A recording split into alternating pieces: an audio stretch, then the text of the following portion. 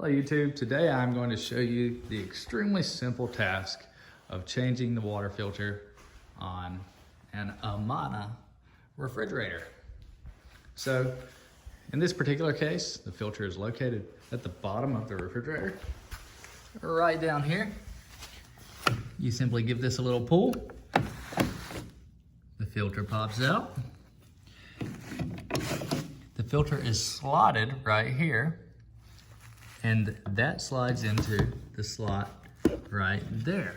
So I'm putting this filter back in, but here is the replacement filter. We simply slide it into position. And once it is in position, it will actually pull the door a bit. And once it starts to pull that door, you simply push it into place. So once again, we're gonna push it in some to where the door stops like that. And then we push it into place. Now you are going to get some drips typically. That is okay.